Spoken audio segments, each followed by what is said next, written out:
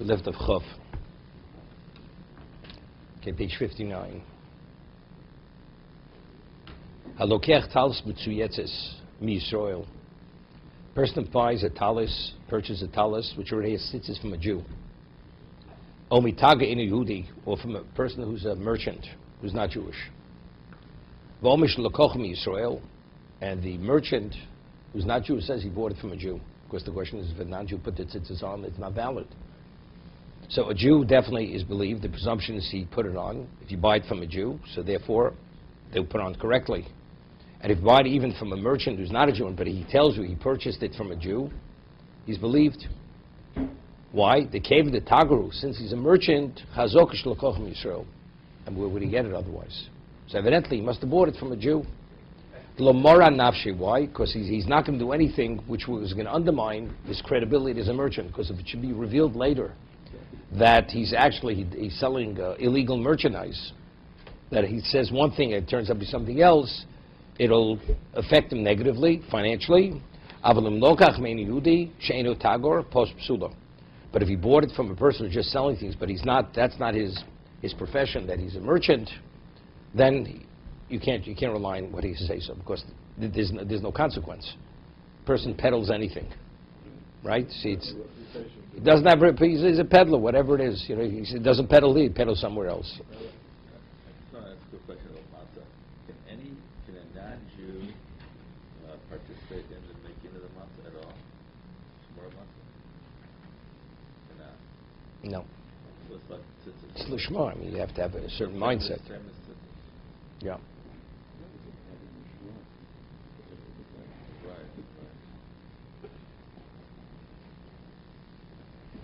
I mean, it's not so simple. I mean, the average Jew doesn't know how to make tzitzis, right? He says, if you purchase a talis from a Jew, so that the presumption is that the tzitzis are kosher. But a non-Jew, unless he's a merchant and he tells you he bought it from a Jew, so then you can rely on it because he's not going to lie to you because it could have a serious financial consequence to him. That's what he'll tell the truth, the non-Jew. But still, I mean, the average Jew, how is he credible? He may believe it's kosher, right? What does he know about making tzitzis?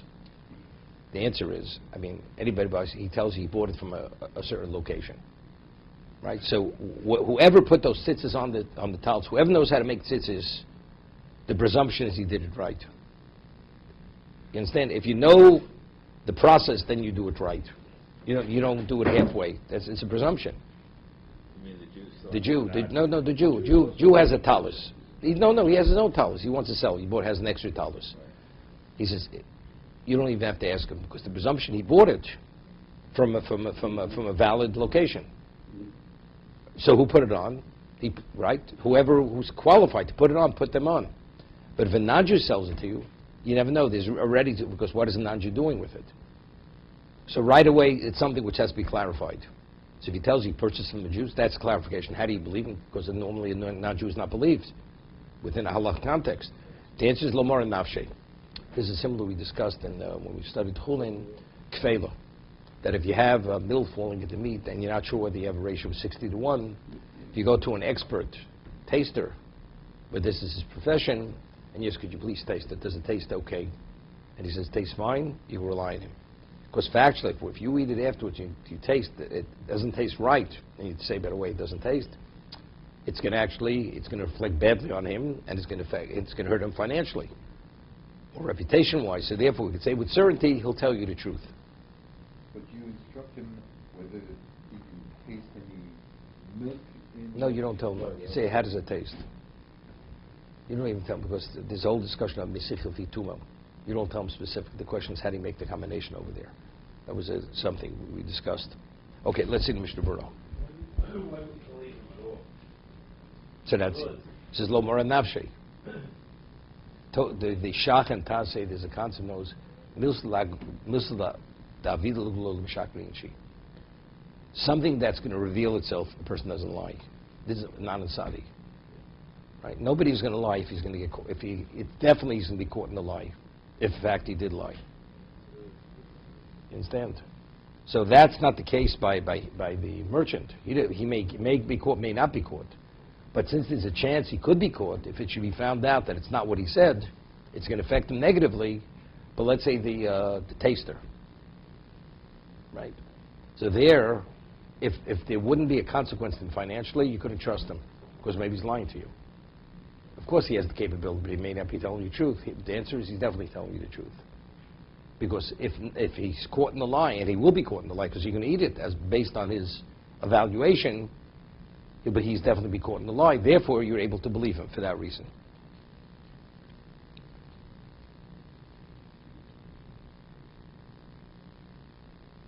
And it's not only himself, but his professional expertise.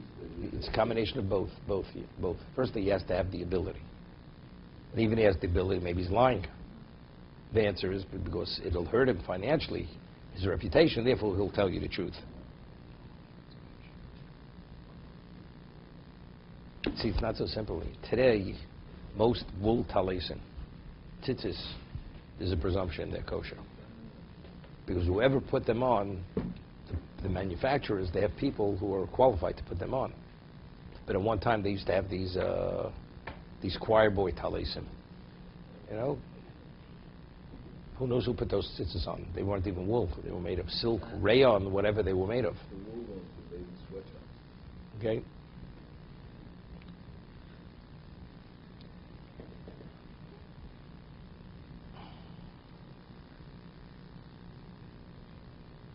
Like later we're going to learn the laws of mezuzah with tefillin, that when you buy a pair of tefillin, you just can't buy it from anybody. You have to buy it from a person's Yorei Shamayim. Well, he's a Jew, he tells you it's kosher. It's a much more intricate and detailed process. Lishma, you have to know the halachas. I mean, it's not so simple. You mean the store owner who sells it? Right, or the one who wrote it. I think that's the most important part. No, well, the storekeeper will tell you who he bought it from. Right, but let's say you go straight to the sofer. You have to know he's Yorei Shamayim. Because there's so many levels of involvement to make it that it should be kosher. If he actually compromises any of them, it's not valid. The film is not valid, and the mezuzah is not valid. There was a big business selling tefillin through Amazon. But they have, you know, all kinds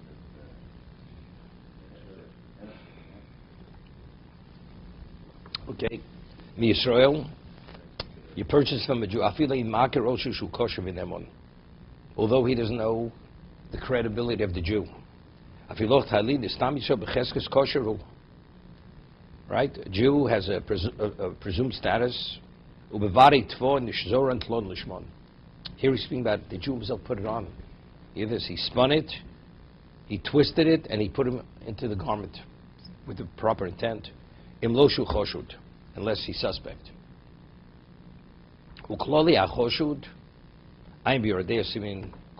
Who's suspect, who's not suspect?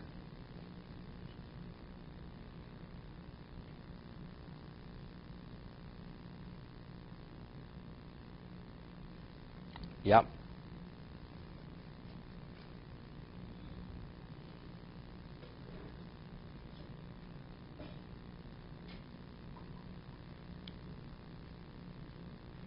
I told you many years ago I went to, there was a talus manufacturer on the Lower East Side. When you wanted to buy a talus, you bought it there. And he paid somebody, not going to mention who it was. So he had somebody making tzitzis there. Looked like a person, you know, must have been like a person that succeeded in any area of his life. He was smoking cigarettes, talking to people while he was making it. And he was a person with an attitude. He couldn't care less. As long as he gets he paid him 75 cents a pair that he put on the talus, and he did it very quick. No, this man has in mind when he put it into, the Chofetz Chaim says, so the strings, he didn't make the strings. The talus manufacturer provided the strings. So that's not a question. But the Mishna Berura says, even when you insert the string through the corner, you have to have in mind you're doing lishmo. And when you tie them and you twist them, you have to have in mind lishmo. I mean, this man, does he really care whatsoever? As long as he gets the 75 cents. Once went to a certain wedding, wherever it was, I'm not going to mention, and they had mashgichim. And I was there, and I say the mashgichim, they're strolling along the ocean. So I said to her, you people are supposed to be mashgichim, aren't you supposed to be in the kitchen? Well, we took a break. Do you know how seriously they take it? They get paid per day or whatever it is. Nobody's overseeing them. That's it. So, is it not? You purchase it from a non-Jewish merchant.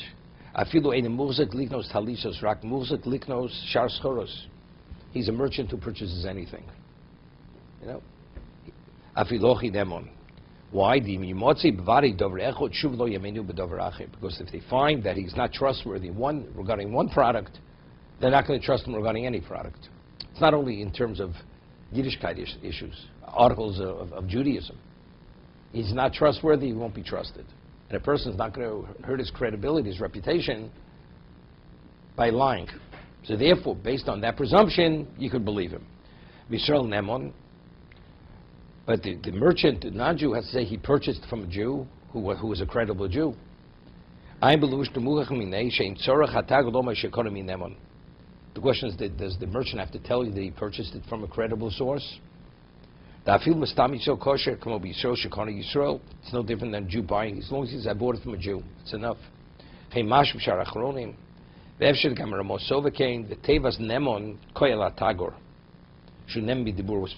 not going on the purchase. He purchased it is credible, but the merchant's credible. We're relying on his word and believe him. The merchant is not going to say something to hurt his reputation, to say falsehood. Regarding other areas, I would say that, or maybe this doesn't apply. a non-Jew. What would a Jew? I mean, we had guests for one of the Pesach meals. They're Jewish people, nice Jewish people. We brought a gift, brought florets. I mean, Must have been a bottle of scotch. Okay. I mean, Grant. Well-meaning. So what did you do? You didn't take it, did you? Because the moment you take it, you're in violation of your motzei. I just put it aside. I didn't. But you had in mind you're not acquiring it. I'm not acquiring this. Okay. I just put it. I didn't want to insult it. Right. I just put Right. in a place. And Right. I didn't acquire it. So Yeah. I mean, today. No, listen, I pointed today this you out. No, don't but I know. pointed this out. How many people are even qualified to make tzitzis? They don't even know the laws. Even a person who's a Shomer Shabbos Jew, if you never studied this, you don't know the laws. So he says the talus is a kosher talus. How does he know? Because he bought it from a bookstore. And the bookstore who sells them, and not speaking he sold it, bought it at, and where did the bookstore get it from? There are only a number of suppliers. And all the suppliers are credible suppliers. So today, we're not relying on the person himself that he made the tzitzis. He looked it up in the manual exactly how to make tzitzis. Then, of course, he can't be trusted. But here it goes back to the source, and all the few sources that there are all credible sources. You don't need more than that. Robert, but in the factory where they're making the tzitzis, how is it that you're saying that the guy who puts it through the hole has to have focus on each pair of tzitzis, or is it when he starts his day that he has? We had earlier that if he takes a break, if he starts the day, I have in mind whatever tzitzis and it's okay. But let's say he really gets distracted with something else. I say he's thinking about something else even. Even think it doesn't make a difference. It depends how distracted he is. Takes a lunch break, goes for a walk, Right. comes back, he has to start over again. I'm beginning the process over Right, but again. once he starts that process with that first pair of tzitzis of the day, then it's good. As long as it's not interrupted. Right. All the rest are Right, good. right, correct. $30. Did you mention, Rabbi, that rayon talus are not kosher? I didn't say they're not kosher because it's rayon. It's not kosher because the question is who put those tzitzis on the talus, right? If it wasn't put on correctly, it could be kosher. If the garment and the tzitzis are made of the same material, it's kosher. But if they're not, it's not kosher unless it's wool. Okay. L'mor nafshei, I'm going to Avram because Davka Gavital Spitzisi Oseo Samchina Osorazu. Lo. Why? Because the presumption is, what is a goy doing without a goy? What he definitely didn't put the tzitzis on the corner. Tzitzis osur af mitagor. What about buying the strings? You buy strings from the non-Jewish merchant. So the strings, once they're attached, now the question: who attached them? So the presumption is the person attached them was somebody who was credible, because what is it? A goy doesn't know how to attach the strings, as they should be. But what about if he's selling strings? They had to be done by a Jew. Exactly. That's what we're saying. Then the question is, they may have not been earned right. Shema lo hayatvi of shir lishmo. We had earlier. It has to be from time. It has to be spun. It has to be twisted, and it has to be applied. All lishmo. וכן פוסק התז, דרך חיים, ויש מקילם בזה, ויים בארץ חיים לשוס יעקב, שהסכימו דהיכו דעסק התגרו, לקנות ציץ מישראל, למכור, מותר מתגר. Let's say he's the jobber, he's the in-between person. He sells religious articles, and he's the go-between between the string manufacturer and the customer. And this is his field, this is his area, very specific. Then he could be trusted. Because he's supposed to be the expert in this. He's not selling merchandise which is illegal merchandise. It seems to be, but it's not. If you buy a suit or clothing from a Jewish merchant, and you say there's no label in there, this is a suit check for shop. And the shear, he said, yeah, but my family's company. Nothing to worry about. Nothing to worry about. You don't have to. You don't have to check? The question is if he knows what he's talking about.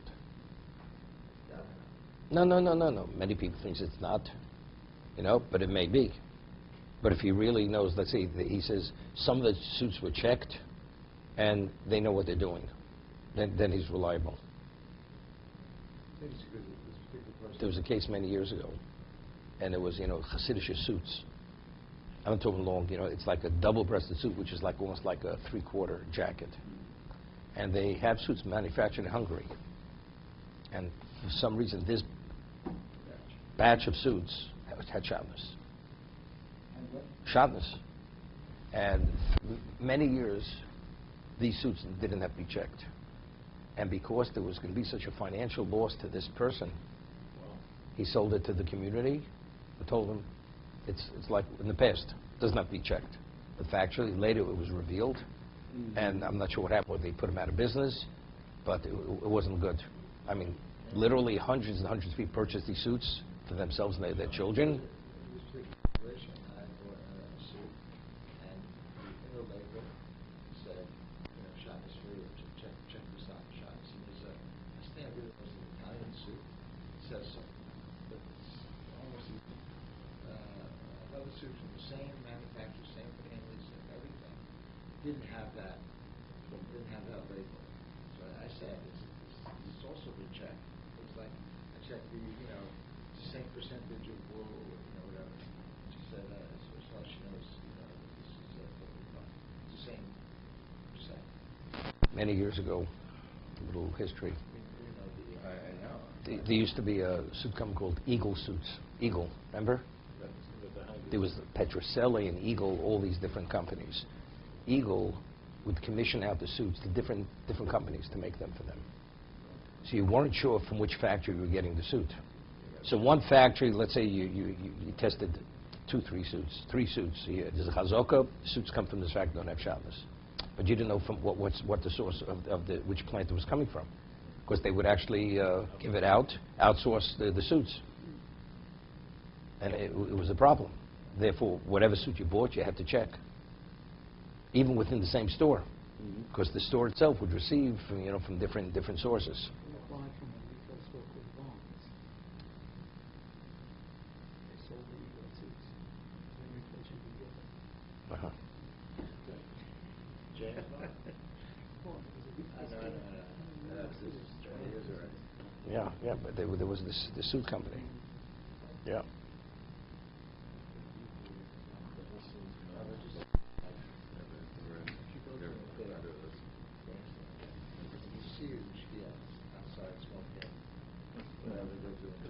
See, it depends. If the caterer is a credible person, okay, he's not doing his job because basically we're relying on the caterer. But if the caterer is not a Jew, and the caterer has a reputation that if he get away with things, he will get away with things, and the mashgiach has to watch him like a hawk. And this is the kind of mashgiach there is. He sends him out for a smoke. No, then it's a problem. It's a problem. Yeah, but usually, see, the people you see, then you have to report it to the overseer, to the organization that gives the hechsher, because the mashgiach is not giving the hechsher. He's a hired hand. You have to report. Right. Yeah. There was many years ago, there was a certain restaurant or something that had an OU on the canopy, and it wasn't a kosher place. And they had an OU on the canopy. So I spoke to somebody from the OU. I said, so you have to correct this. They're advertising OU, and it's not kosher.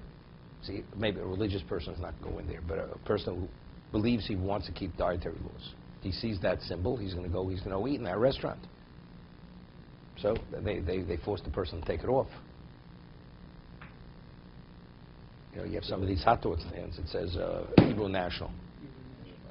Yeah, but do you know what they're selling? I mean, even you rely on Hebrew National. In Arab, is selling the hot dogs. Do you know if they're Hebrew National or they're separate or who knows what? Yeah. Chalulim. Yeah.